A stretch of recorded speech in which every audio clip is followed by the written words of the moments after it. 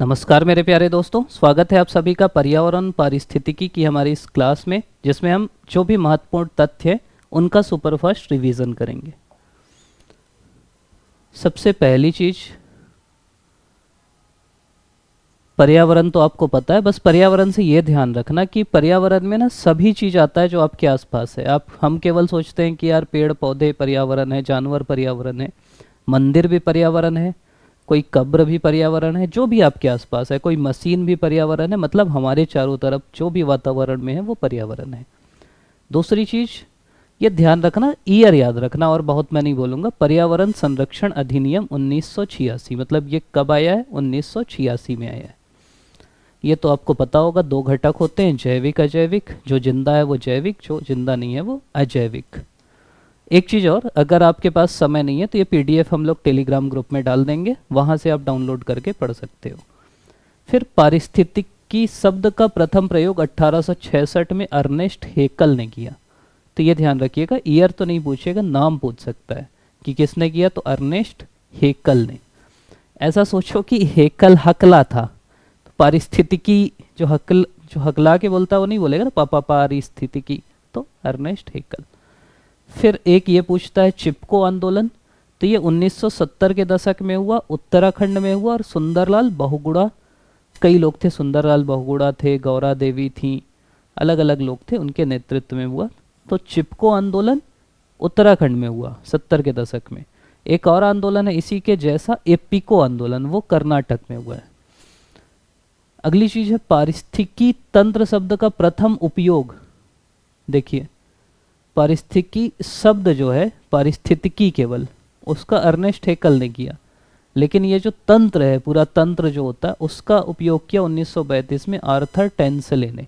एक चीज़ और मैं बोलूँगा कि अब सवाल देख लेना, ऑप्शन में अगर पारिस्थितिकी या तंत्र में दोनों में से कोई भी एक ही आदमी अगर है तो उसको टिक कर लेना। अगर दोनों है तो फिर ध्यान दे देना कि पारिस्थितिकी केवल है हैकल का, और पारिस्थितिकी तंत्र किसका? टेंसले का। तंत्र टी से है, टी से टेंसले, टेंशन देता है। फिर दो चीज़ें हैं, एक है जैव संचयन और एक है जैव आवर्धन। इसकी मीनिंग मैं आपको समझाता हूँ। देखिए, जैव संचयन मतलब क्या होता है, आपको नाम ही समझ में आता होगा। संचयन मतलब संचय करना किसी भी चीज का, ठीक। संचयन मतलब होता है कि जमा होते हैं। जैसे हम लोग जैसे इंसान हैं, हम अलग अलग चीज़ खाते हैं, उससे हानिकारक तत्व हमारे शरीर में जमा होते जाते हैं। जैसे मान लीजिए आप गलत पानी पीते हैं, उससे पारा जमा हो जाता है, कुछ और खाते हैं उससे कुछ और जमा हो जाता है, वो कहलाता है जैव संचयन। ये एक ही के शरीर में जमा होते जाएगा। एक होता है जैव आवर्धन। आवर्धन मतलब क्या होता है? खाद्य श्रृंखला में ऊपर जाते समय विषैले पदार्थों की सांद्रता बढ़ते जाती है। इसका मतलब ये है कि जैसे मान लीजिए कोई हानिकारक पदार्थ है, उसको एक मछली खाई, ठीक। अब मछली एक खाई तो उसके शरीर में वो संचित हो गया, जैव संचयन हो गया, और कई कई खाते गए, उसके में संचलित होते गया। लेकिन अब मछली को आप खाओगे, मतलब इंसान खाता है, तो एक ही मछली थोड़ी खाता है, हम तो 10 मछली खाएंगे। तो एक मछली में मान लो 1 यूनिट कोई चीज़ है, पारा है। अब हम खाए 20 मछली, तो इंसान के पास कितना आ गया? 20 यूनिट। इसी को बोलते हैं जैव आवर्धन। मतलब जैसे जैसे आप ऊपर बढ़ोगे, आपके अंदर जो विषैले पदार्थ हैं उसकी मात्रा बढ़ते जाएगी। बायो मैग्निफिकेशन बोलते हैं उसको। इसी के कारण जो गिद्ध हैं उनकी मृत्यु हो रही, क्योंकि डाइक्लोफेनेक करके एक दवा है जिसको लोग जानवरों को देते हैं, जानवरों को वो खाते हैं, और उनसे फिर उनके अंदर, क्योंकि वो बहुत सारे जानवरों को खाते हैं, तो वो जो, अब भाई एक जानवर में तो थोड़ा होगा, लेकिन सभी को खाओगे तो ज़्यादा हो जाएगा, उससे उनकी मृत्यु भी होती है। फिर एक होता है ऊर्जा पिरामिड। ये थोड़ा सा मैं समझा दूं आपको। पिरामिड मतलब इस टाइप का स्ट्रक्चर, ऐसा स्ट्रक्चर, ये पिरामिड होता है, ठीक। पिरामिड 3 प्रकार का होता है। एक होता है ऊर्जा का। ऊर्जा में क्या होता है कि जब आप एक स्तर से दूसरे स्तर पे जाते हो तो आपकी केवल 10% ऊर्जा ही ट्रांसफ़र होती है। ये सवाल पीएससी में पूछ चुका है।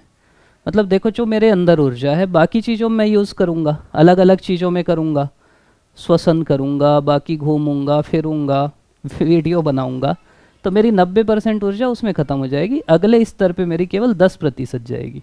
यहाँ जितनी रहेगी उससे 10% अगले स्तर पे जाएगी। ठीक, एक तो वो होता है, ये पिरामिड बना।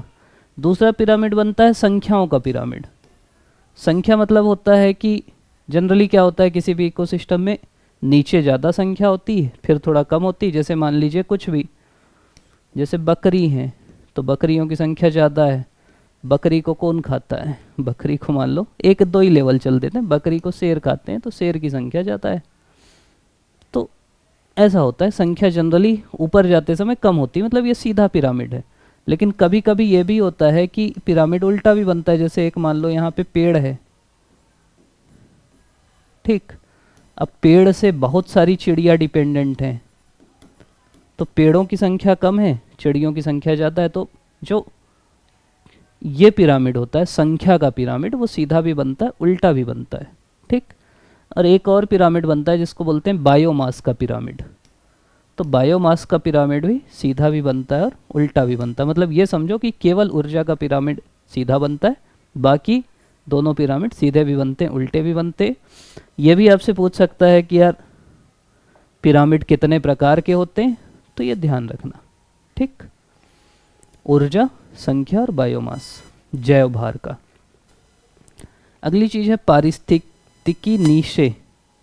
पारिस्थितिकी नीशे एक शब्द है। नीशे मतलब होता है कि जहाँ कोई भी जीव अपना जीवन वो करता है। जैसे समझ लीजिए,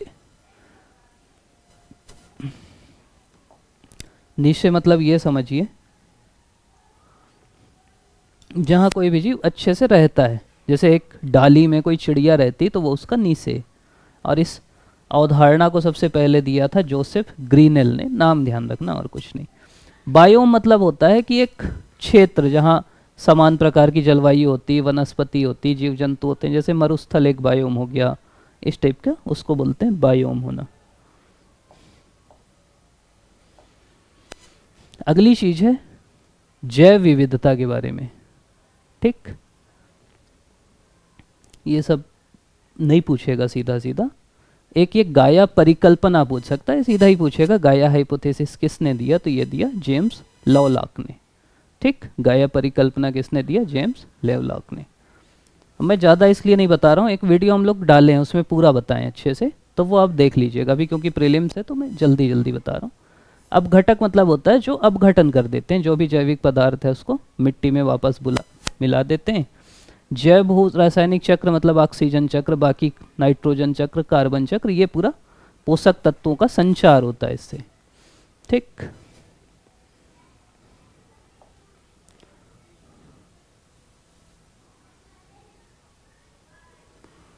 अगला है जैव विविधता के संरक्षण के लिए यूनेस्को द्वारा बायोस्फीयर रिजर्व बनाए गए हैं। ये ध्यान रखिएगा।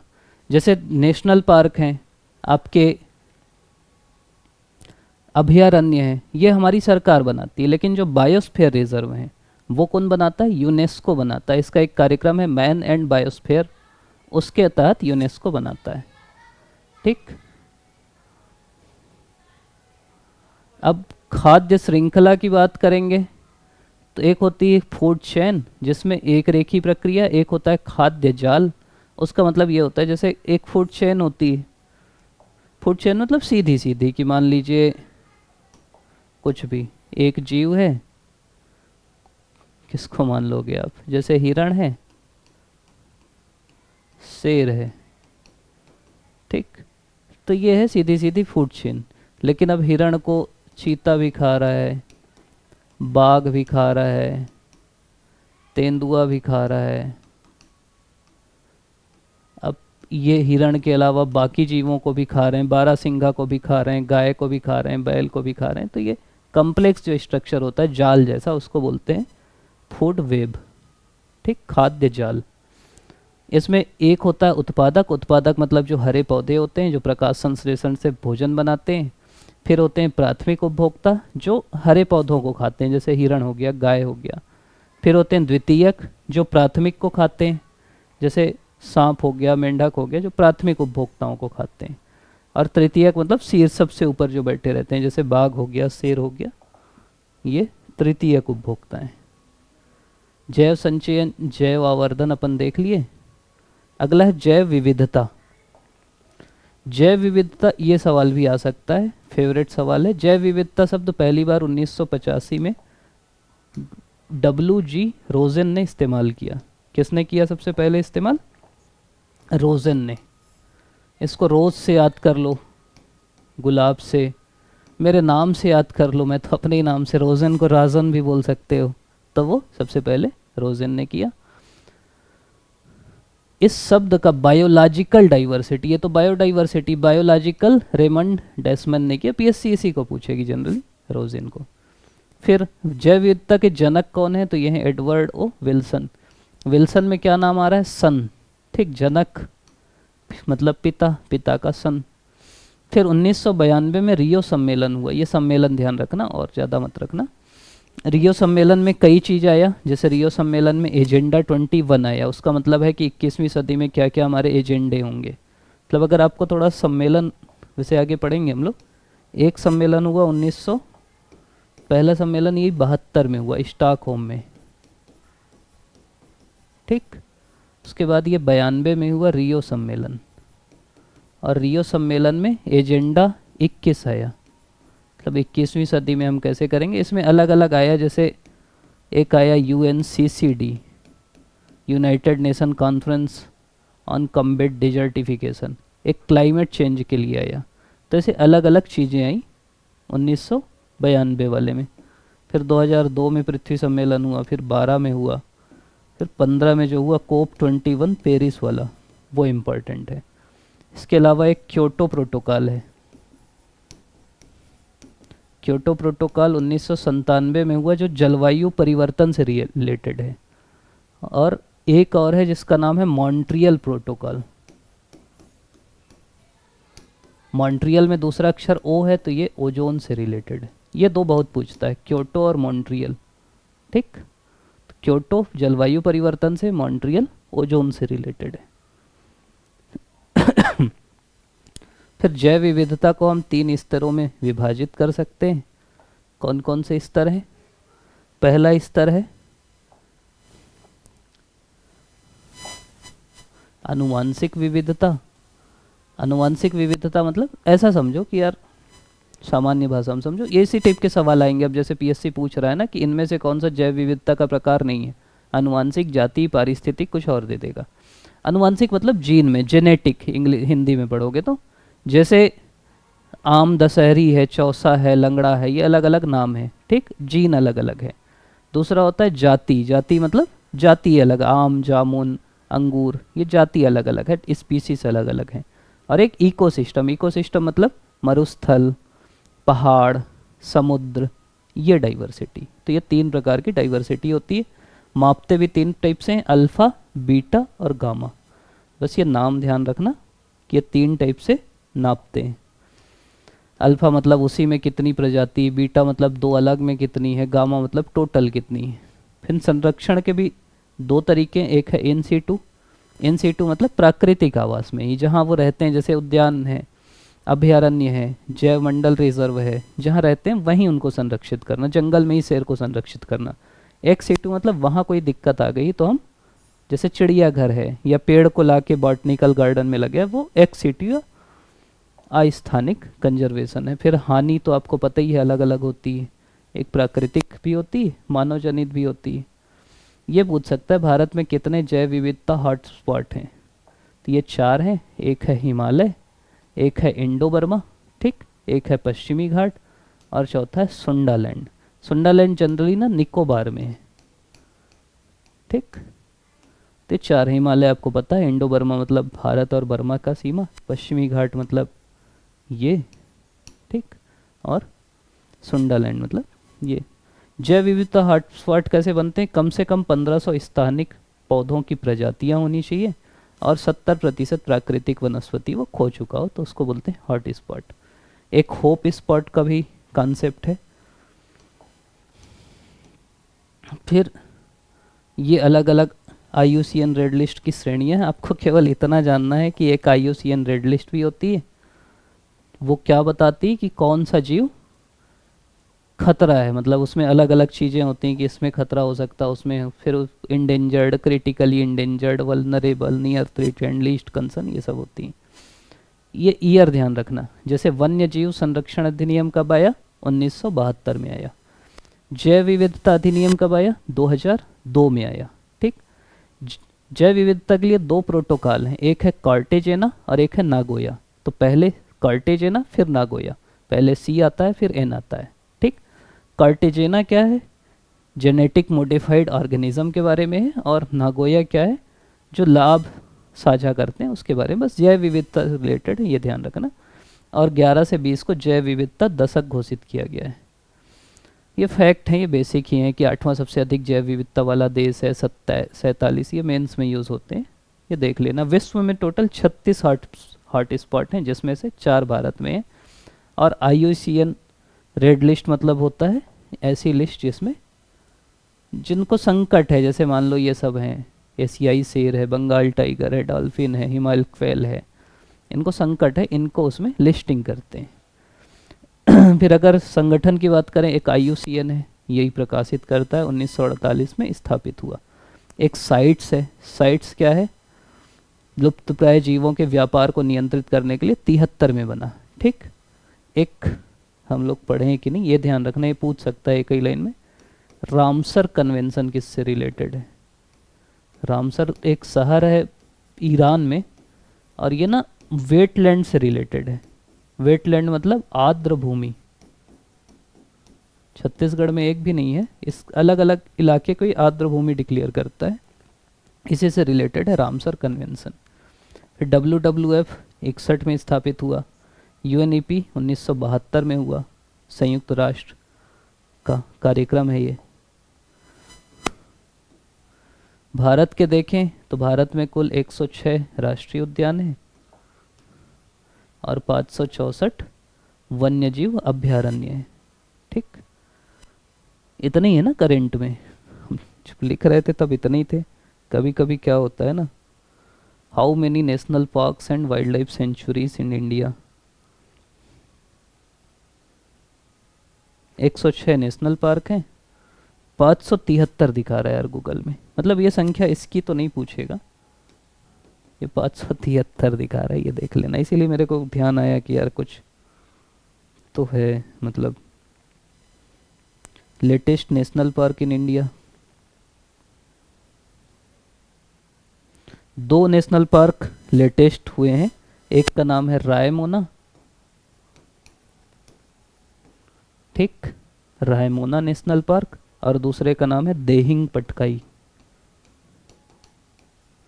देहिंग पटकाई। ये दोनों असम के हैं, लेटेस्ट कभी कभी पूछ लेता है, तो ये ध्यान रखना।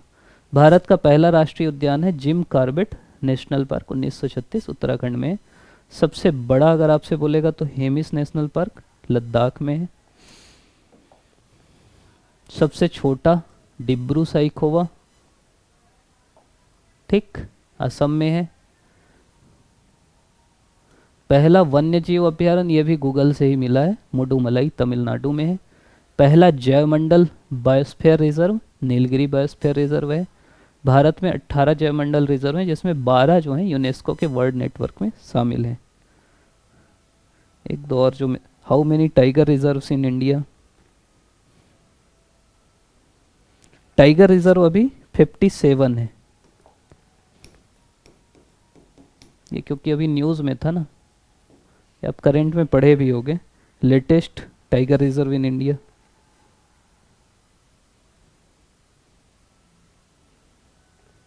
इसका नाम है रात पानी टाइगर रिजर्व, MP में। 57 कौन सा है, राता पानी टाइगर रिजर्व। अब ये जो एग्ज़ाम में आ चुके हैं सवाल, जैव विविधता शब्द किसने गढ़ा? अभी मैं बोला मेरा ही नाम याद रख लेना यार, W. वॉल्टर जी रोजेन।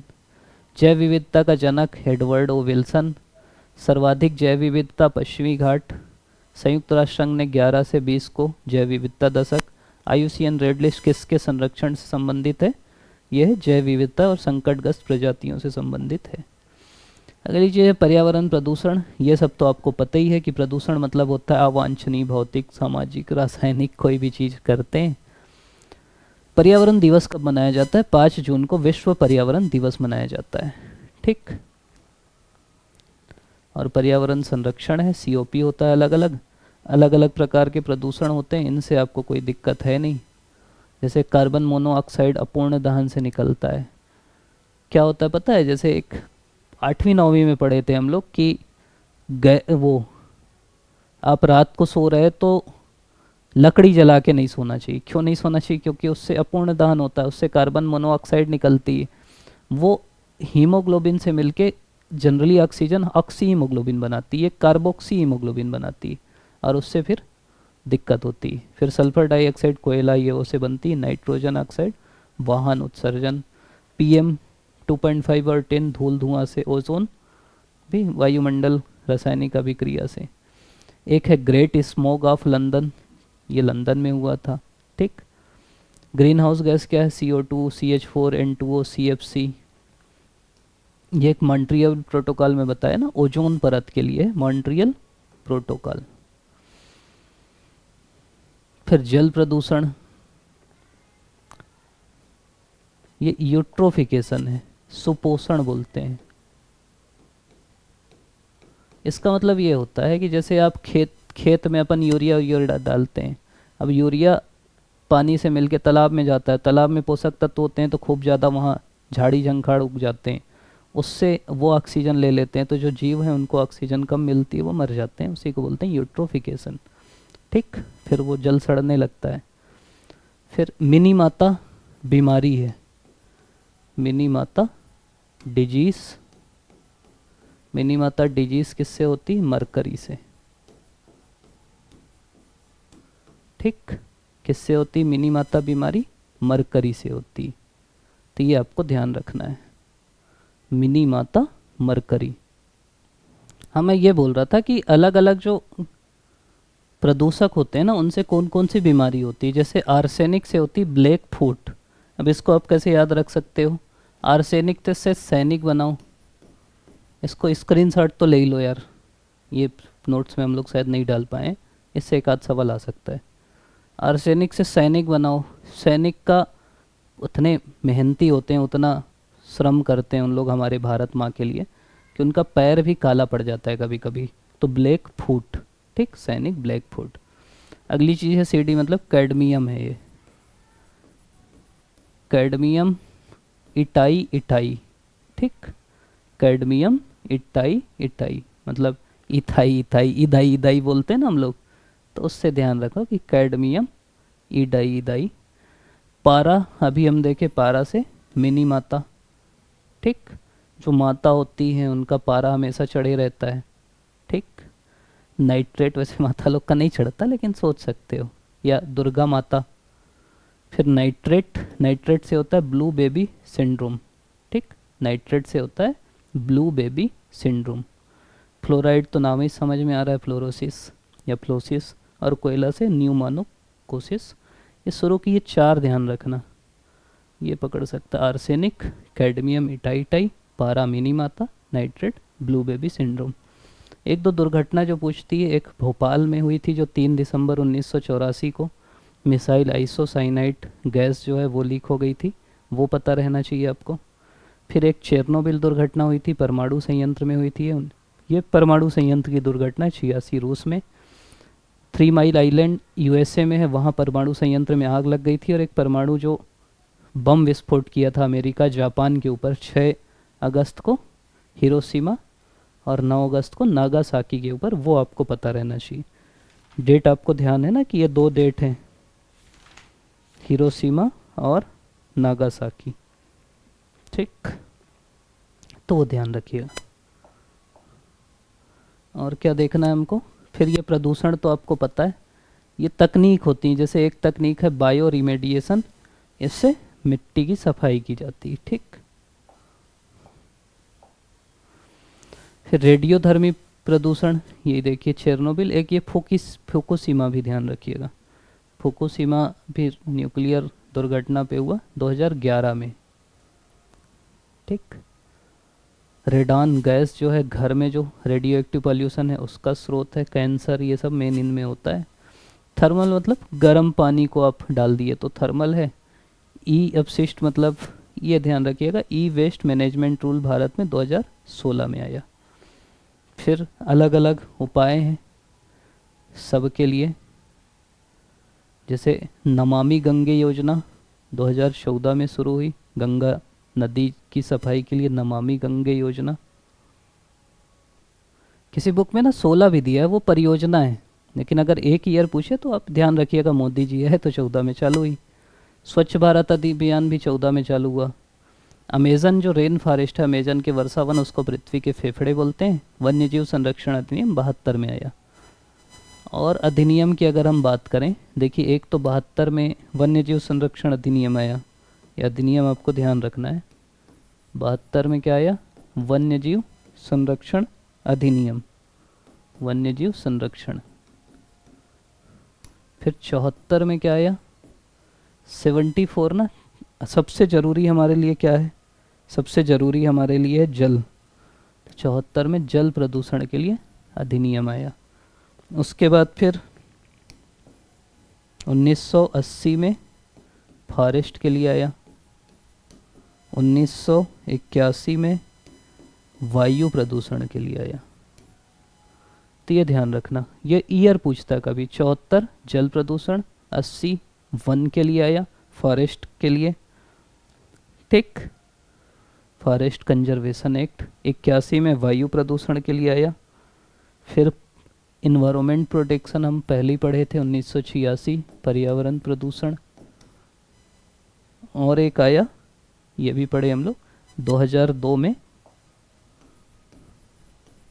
जैव विविधता अधिनियम। तो ये सब चीज़ को ध्यान रखिएगा कि अलग अलग चीज़ें, अलग अलग अधिनियम आए।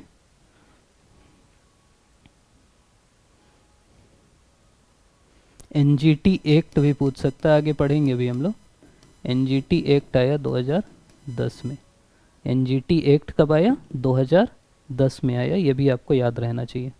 ये अलग अलग अधिनियम है जो आपको याद रखना है, मतलब मैं मेन आपको बता दिया। जनरली कन्फ्यूज़न होती है ना कि किसको याद रखें, तो जैव विविधता याद रखो, वो दोनों भी याद रख लेना, कार्टेजेना और नागोया दोनों जैव विविधता से जुड़े हैं।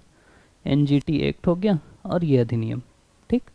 72 में वन्य जीव संरक्षण, 74 में जल, 80 में वन, 81 में वायु, 86 में एनवायरनमेंट प्रोटेक्शन एक्ट। फिर अगर सम्मेलनों की बात करें तो एक है स्टॉकहोम सम्मेलन जो मैं बताया 1972 में, रियो सम्मेलन 1992 में, इसी में जैव विविधता संधि आई, रियो घोषणा हुई, एजेंडा 21 आया, UNFCCC आया क्लाइमेट चेंज के लिए, UNCCD आया डेजर्टिफिकेशन रोकने के लिए, मरुस्थलीकरण रोकने के लिए। तो ये अलग अलग चीज़ें हैं इसमें। फिर 2002 में जोहान्सबर्ग शिखर सम्मेलन आया सतत विकास के लिए। 2012 में रियो +20 आया। क्योटो प्रोटोकॉल 97 में आया ग्रीन हाउस गैसों को रोकने के लिए। पेरिस 2015 में आया। मॉन्ट्रियल प्रोटोकॉल ओजोन परत को बचाने के लिए आया। COP सम्मेलन मेन बात करें तो COP 3 97 क्योटो में हुआ। COP 15 कोपनहेगन में हुआ, 2 डिग्री सेल्सियस की बात हुई। फिर 16 कानकून में हुआ, इसमें ग्रीन क्लाइमेट फंड स्थापित हुआ। COP 21 पेरिस समझौता। COP 26 ग्लासगो में हुआ, ये कोयले के उपयोग में कमी के लिए। अब COP आपसे जमाने के लिए भी आ सकता है कि अलग अलग COP कौन कौन से हुए। लेटेस्ट COP लिस्ट,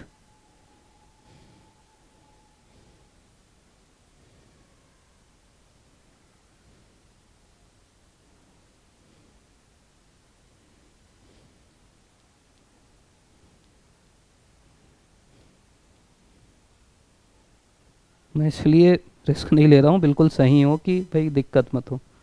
देखो जमाने के लिए कहाँ से आ सकता है, कहाँ तक आ गए, COP 25 से ले लो, या COP 26 आप देख ही लिए, COP 26 ग्लासगो में हुआ। अब COP 27 देख लेते हैं, ठीक। COP 27 हुआ शर्म शेख में,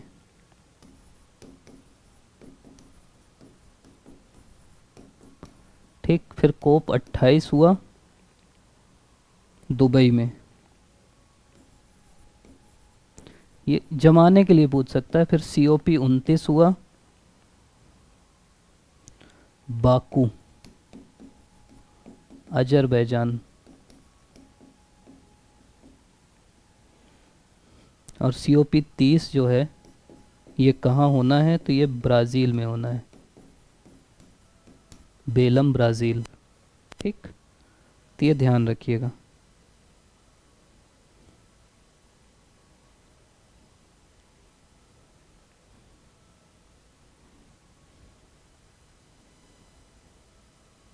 तो ये ध्यान रखिएगा, अलग अलग COP हैं जो आपसे पूछ सकते हैं। फिर दो प्रोटोकॉल हैं, बार बार मैं बोल रहा हूँ, कार्टेजोना और नागोया। फिर अंतर्राष्ट्रीय सौर गठबंधन है, 2015 में हुआ, ग्रीन क्लाइमेट फंड है उसके लिए।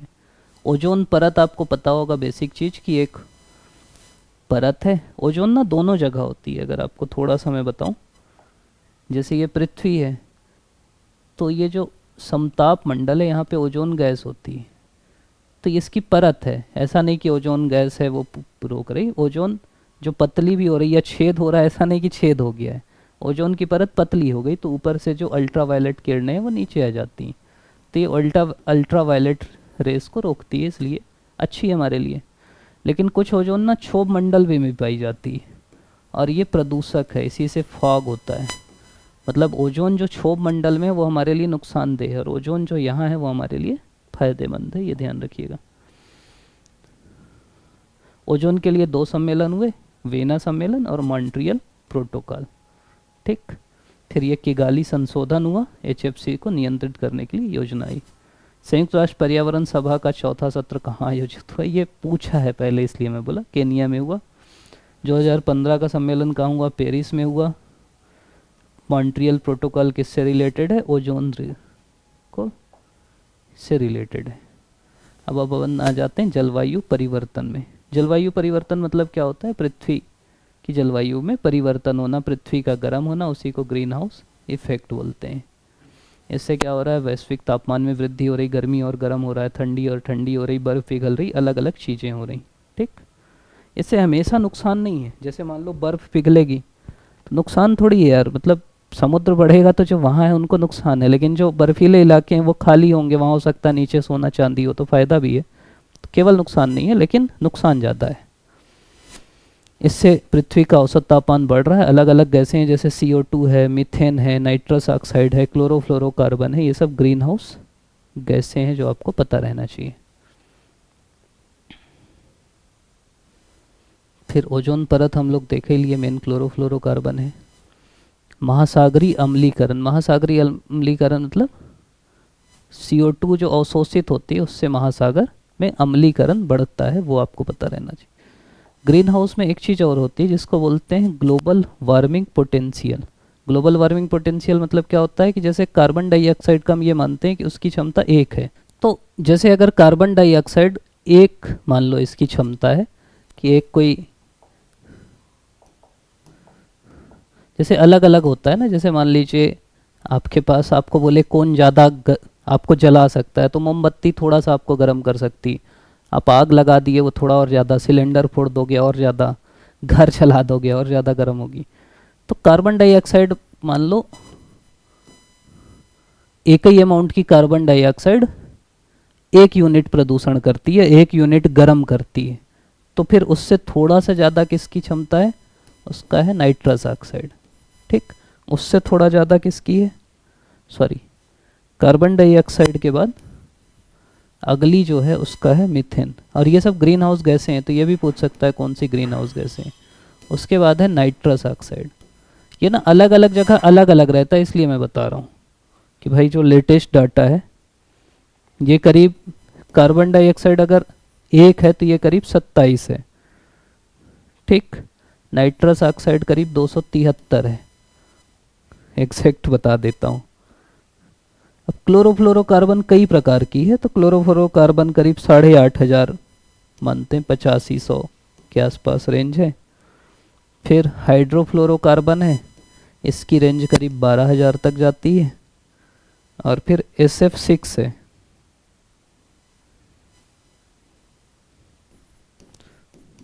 तो इसकी और ज़्यादा है बोलते हैं। अब एग्जैक्ट कोई नहीं कर सकता, क्या बोलते हैं, लेकिन ये सामान्यतः क्रम है, ठीक, जो आपको पता रहना चाहिए। Global warming potential of different green house gases in ascending order.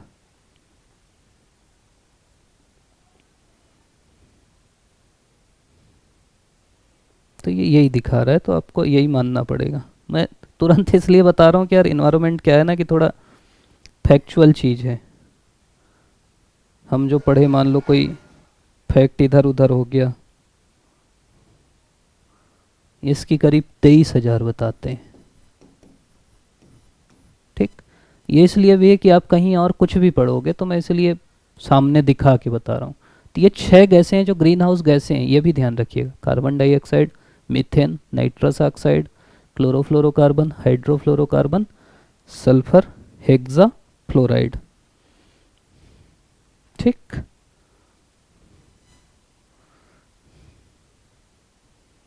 अगली चीज़ है कौन वातावरण में ज़्यादा रहती है, तो ये करीब 50 साल रहती है। मीथेन करीब 12 साल रहती है, ये करीब 120 साल रहती है। तो इतना याद करने की ज़रूरत है भी नहीं। तो ये इसको बोलते हैं ग्लोबल वार्मिंग पोटेंशियल, ठीक। महासागर अम्लीकरण आप समझ गए। अर्बन हीट आइलैंड मतलब होता है कि शहर में खूब ज़्यादा वो है ना आजकल कंक्रीट डामर ये सब, तो गर्मी अवशोषित कर लेते हैं, शहर गर्म हो जाते हैं गाँवों की तुलना में। आप जैसे रायपुर में रहते हो, बिलासपुर में रहते हो, वहाँ से आप बिलासपुर से कोनी चल दो, वो ठंडा लगेगा, बिलासपुर गर्म है। तो उसी को बोलते हैं अर्बन हीट आइलैंड। अम्ल वर्षा, अम्ल वर्षा मतलब क्या होता है, अम्ल की वर्षा होना।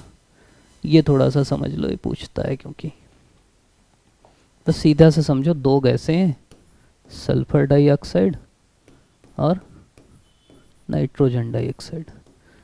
ये गैस और कोई नहीं है ना, SO2 और NO2। इन गैसों से SO2 से एक एसिड बनता है जिसको बोलते हैं H2SO4 सल्फ्यूरिक अम्ल, NO2 से बनता है HNO3। अब ये 2 ही एसिड हैं, इनसे कनेक्ट कर लेना SO4 NO2, ठीक। ये गैसें जब पानी से मिलती हैं तो ये एसिड बनता है सल्फ्यूरिक अम्ल और नाइट्रिक अम्ल। ये पृथ्वी में आता है, मृदा में दिक्कत होती, ताजमहल में दिक्कत होती, ये सब दिक्कतें होती हैं। इसी को बोलते हैं पानी के साथ एसिड का आना, एसिड रेन होना। फिर मॉन्ट्रियल प्रोटोकॉल किससे संबंधित है, ओजोन परत के संरक्षण से संबंधित है।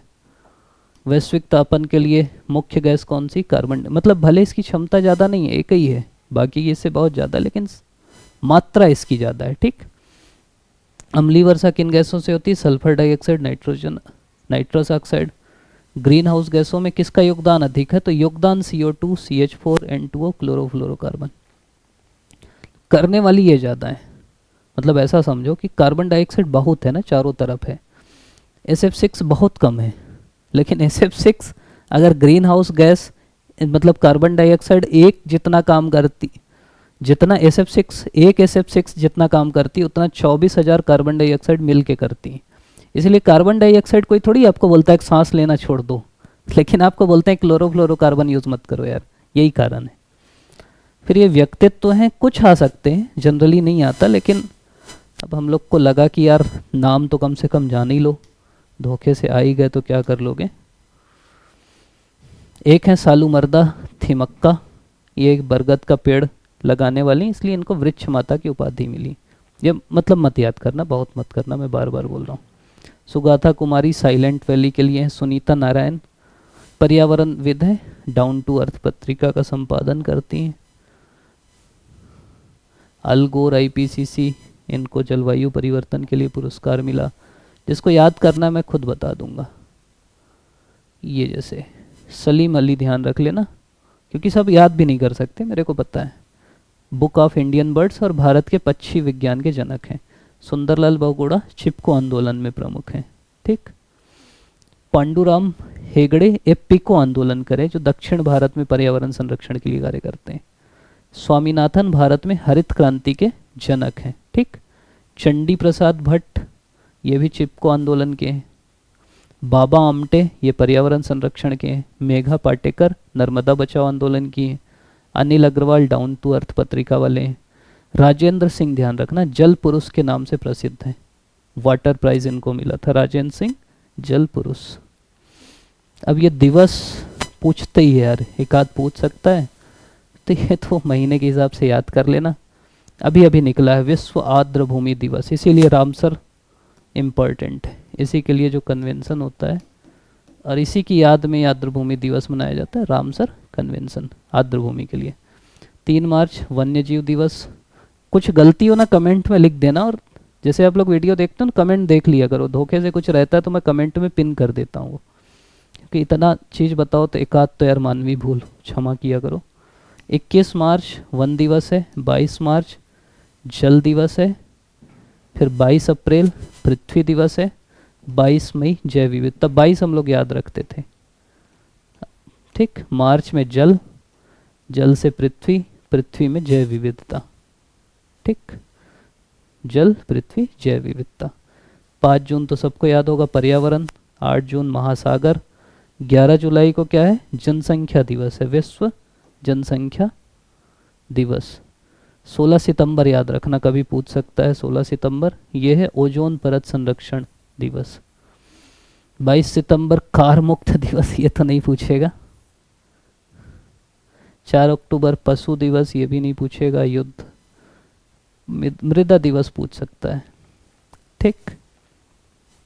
मरुस्थलीकरण वाला है प्रकृति दिवस। ऐसा है ना कि पूछा नहीं पता तो फिर दिक्कत हो जाएगी, तो दिवस देख लो, ऊपर के मेन है। पर्वत दिवस, खाद्य दिवस, मलेरिया दिवस। पीएससी कुछ भी पूछ सकता है, इसलिए अब हम लोग यार जो जो मिला सब दे दिए। विश्व पर्यावरण दिवस कब मनाया जाता है, तो ये मनाया जाता है 5 जून को। विश्व पर्यावरण दिवस कब मनाया जाता है, ये प्रीवियस ईयर क्वेश्चन में पूछा है ना, स्टॉकहोम सम्मेलन में। फिर विश्व पृथ्वी दिवस 22 अप्रैल को। 14 दिसंबर को राष्ट्रीय ऊर्जा संरक्षण दिवस। 16 अक्टूबर विश्व खाद्य दिवस। 11 जुलाई जनसंख्या दिवस। 20 दिसंबर मानव एकजुटता दिवस। 25 अप्रैल मलेरिया दिवस। बायोडीजल 10 अगस्त। ये व्यापम वाले सवाल हैं, तो इतना लोड मत लेना।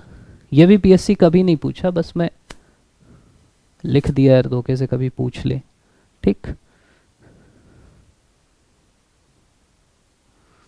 इम्पॉर्टेंट डेज इन इन्वायरमेंट, देखो विश्व पर्यावरण दिवस गूगल मैप जो इम्पॉर्टेंट है बता देता है 5 जून। विश्व वेटलैंड डे अभी 2 फरवरी, याद रखना ना कि वेटलैंड अभी मना के गए हैं। पृथ्वी दिवस 22 अप्रैल। बायोलॉजिकल डाइवर्सिटी 22 मई। विश्व ओशियन दिवस, समुद्र दिवस 8 जून। फॉरेस्ट्री 21 मार्च। वाटर 22 मार्च। ओजोन 16 सितंबर। इतना याद रखना, इतना ये बोलता है। Important international institute related to environment, ऐसे सर्च कर लिया करो, यही सब जरूरी चीज़ है। IUCN 1948 में बनी, ठीक। ये कंजर्वेशन करती है। फिर UNEP 72 में। WWF जो है 61 स्विट्जरलैंड, मुख्यालय भी कभी कभी पूछ लेता है। World wide fund. IPCC 88 Switzerland. UNEP 72 Kenya. WMO Switzerland मुख्यालय है। Sites 75 Switzerland. ट्रैफिक 76, ये देख लेना। फिर राष्ट्रीय संस्थाएं कौन कौन सी हैं, तो एक तो मिनिस्ट्री है। फिर चिड़ियाघर के लिए CZA जूलॉजिकल अथॉरिटी जो है, सेंट्रल जू अथॉरिटी 92 नई दिल्ली। फिर ये पशु कल्याण के लिए जो संस्था बनी है, पशु कल्याण संबंधी कानूनों के लिए, वो 1962 में, ठीक। वेलफेयर ऑफ क्या बोलेंगे, एनिमल डेवलपमेंट।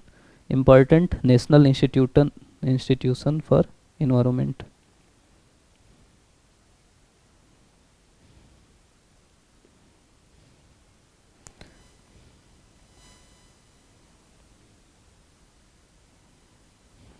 NGT बता रहा है, तो ये अलग अलग इंस्टीट्यूट हैं। फिर बायोडाइवर्सिटी, इसका ना ये मुख्यालय देख लेना, चेन्नई में है, ठीक। जनरली हम लोग पकड़ते नहीं।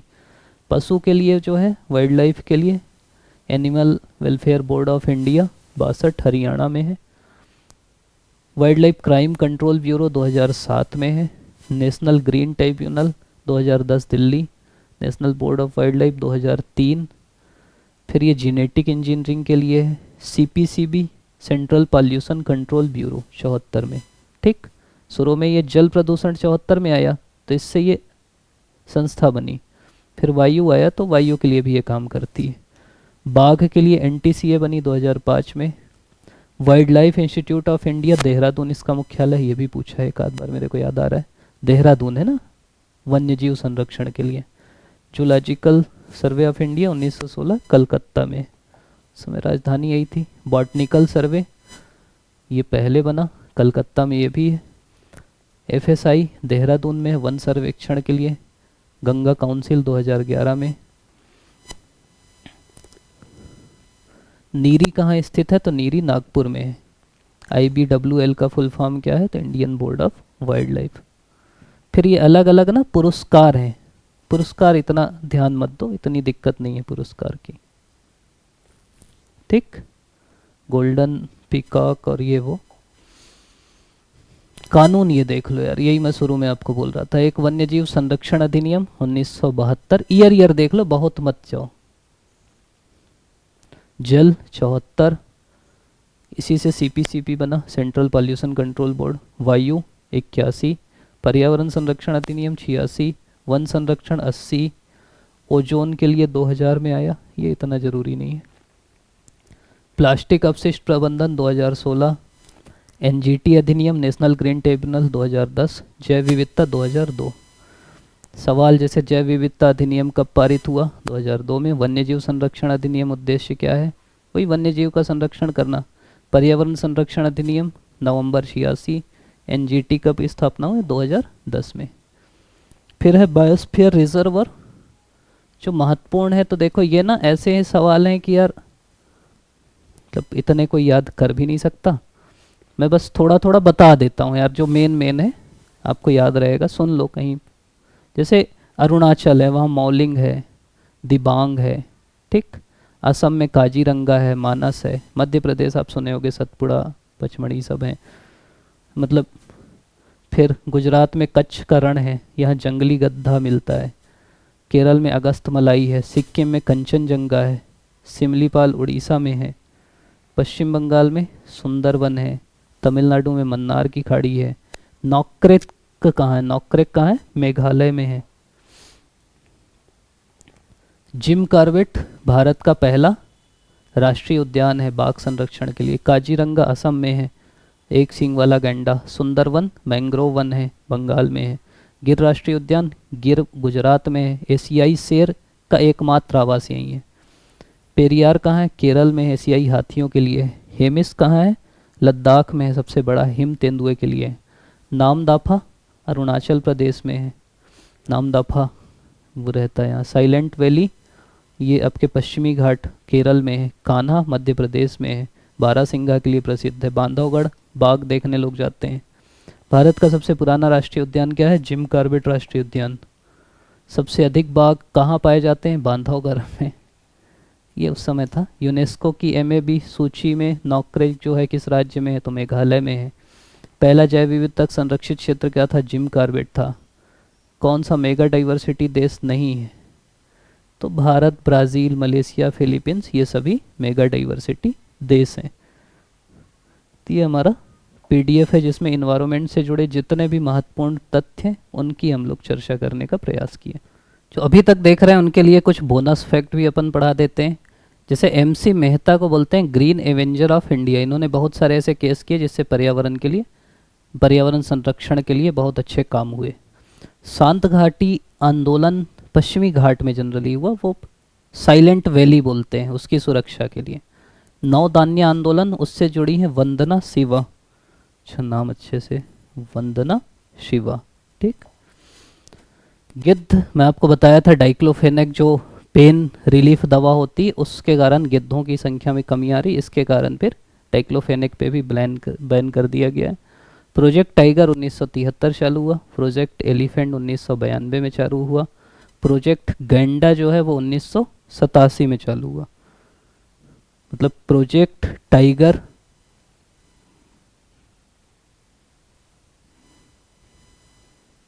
ठीक, तो ये ईयर ध्यान रखिएगा तीनों। Project tiger 73, project elephant 92, project गेंडा 87, काजीरंगा। ध्वनि को डेसिबल में नापते हैं या हर्ट्स में भी नापते हैं, ठीक। और ओजोन को डॉप्सन में नापते हैं। ये पिछला एक पीडीएफ मेरे को मिल गया, मैं बोला चलो थोड़ा इससे भी देख लेते हैं। पहली चीज़ है ग्लोबल वार्मिंग। क्या है ग्लोबल वार्मिंग? मतलब होता है पृथ्वी का जो औसत तापमान है उसमें वृद्धि होना। अब ग्रीन हाउस गैस कौन कौन सी, ये आपको पता रहना चाहिए। एक तो कार्बन डाइऑक्साइड है, प्राइमरी ग्रीन हाउस गैस है जो मेन काम करती है। फिर मीथेन है CH4, नाइट्रस ऑक्साइड है।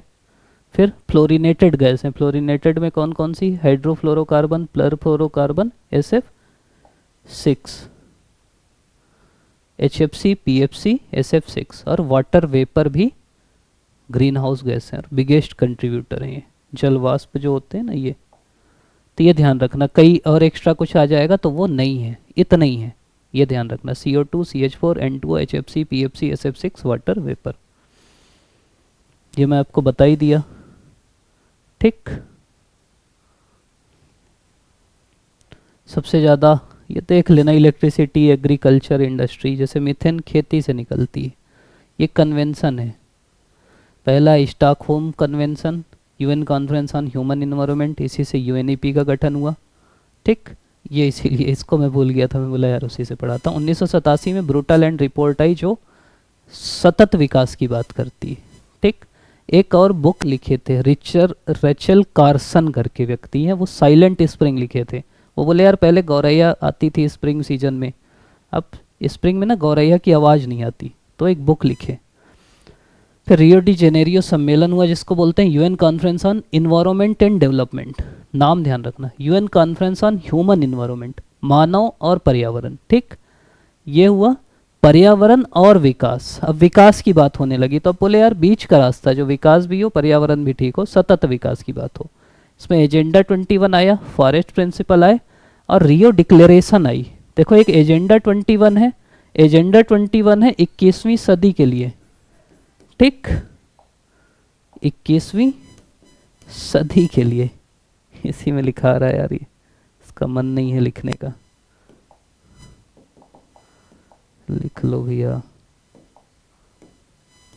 21वीं सदी, 21st सेंचुरी। फिर एक फॉरेस्ट प्रिंसिपल भी इसी में है, रियो डिक्लेरेशन आया जिसमें 27 सिद्धांत हैं। 3 संस्था बनी, UNCBD, UNFCCC और UNCCD।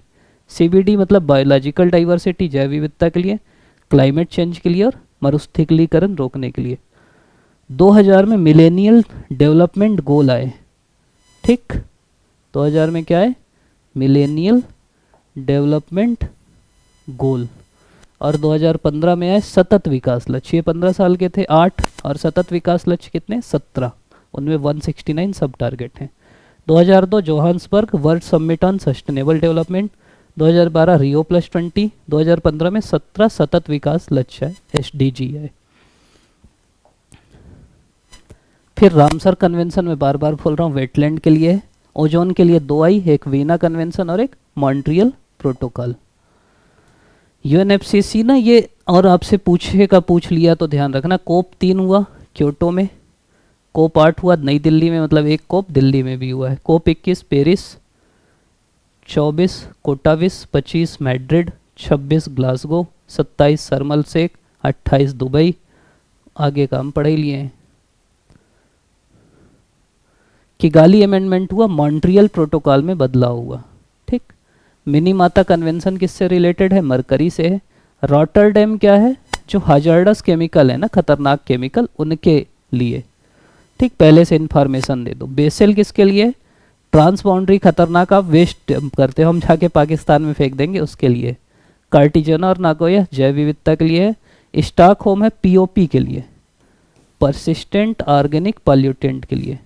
एक बॉन संधि है, बॉन संधि माइग्रेटरी स्पीसीज के लिए, ऐसी स्पीसीज जो माइग्रेट करती है ना उसके लिए। और ये साइट्स है, साइट्स मतलब एंडेंजर्ड स्पीसीज का ट्रेड जो होता है। ओजोन देखो, ये मैं ना पिछले से पहले डॉप्सन यूनिट अलग से लिखा था, अलग ये रे आती है यहाँ से, वो रोकती है। ये स्ट्रेटोस्फेयर है, ये सब आपको पता होगा। 2 ओजोन होती हैं, जो समताप मंडल में होती है वो गुड होती है, बेड ओजोन यहाँ रहती है। ओजोन किससे बनती? सनलाइट, बड़ा कर देता हूँ, नाइट्रस ऑक्साइड और वोलेटाइल ऑर्गेनिक कंपाउंड से। यहाँ क्या क्या मिलके ओजोन क्षरण हो रहा है? पोलर वर्टेक्स और पोलर स्ट्रेटोस्फेरिक क्लाउड से। ओजोन को कौन कौन डिप्लीट कर रहा है ये भी पूछता है कभी कभी। Chlorofluorocarbon, halon, hydrochlorofluorocarbon, methyl bromide, methyl chloroform, carbon tetrachloride, nitrogen oxide. मतलब सब में ना फ्लोराइड क्लोराइड आपको जनरली कॉमन मिलेगा, बस नाइट्रोजन ऑक्साइड अलग है। फिर ये एसिड रेन है, अभी हम पढ़े, इसको ध्यान से देख लो भाई, दो गैस है और बड़ा लिख देता हूँ, SO2 और NO2, ठीक, SO2 और NO2, इससे ताजमहल को भी खतरा है। सोलर अलायंस COP21 में आया, भारत फ्रांस सदस्य हैं, हेडक्वार्टर गुरुग्राम में, 1000 गीगावाट करने की रणनीति। बस फिर रिजर्व मैं यही बोल रहा था, ये ना पूछ चुका है तो क्योंकि कम है तो आप याद रख सकते हो कौन सा कहाँ है। जैसे कंचनजंगा सिक्किम में है, मानस डिब्रू सईखों का असम में है, दिहांग दिबांग अरुणाचल में है, नोक्रेक मेघालय में है, सुंदरवन बंगाल में है, सिमलीपाल उड़ीसा में है, शेषाचलम आंध्रा में है, गल्फ ऑफ मन्नार तमिलनाडु में है, अगस्त मलाई तमिलनाडु केरल, जो दो में है वो छोड़ देना। पचमढ़ी पन्ना आपको पता है, कच्छ पता है, नंदा देवी उत्तराखंड में, कोल्ड डेजर्ट हिमाचल में, हिमाचल वैसे भी कोल्ड एरिया है। और जिनमें स्टार लगा है वो वर्ल्ड नेटवर्क में, इधर ग्रेट निकोबार वाला है। पहला नीलगिरी है, आखिरी पन्ना था, सबसे बड़ा कच्छ की खाड़ी है, सबसे छोटा डिब्रू सईखोवा है। जैव विविधता वही अनुवांशिक प्रजाति और परितंत्र, वाल्टर जी रोजेन दिए, मापन अल्फा बीटा गामा से होता है। तो ठीक है, पर्याप्त इन्वायरमेंट हो गया, आप लोग अभी तक देख रहे हैं, इसके लिए आप सभी का बहुत बहुत धन्यवाद। प्रयास किए हम लोग कि इससे थोड़ा बहुत जो नहीं पढ़े उनका रिवीजन हो जाए, और ये नोट्स हम लोग टेलीग्राम में डाल देंगे, वहाँ से आप पढ़ लीजिएगा। आप अभी तक देख रहे हैं, हो क्या होगा, कितना टाइम हो गया? 57 मिनट हो गया। इतना देख रहे हैं मतलब भाई आपकी मेहनत को भी सलाम और धन्यवाद कि आप इतना लंबा देखे। और हम लोग वीडियो लाते रहेंगे, बढ़िया से प्री निकालो तो मेंस की भी अच्छे से तैयारी करेंगे।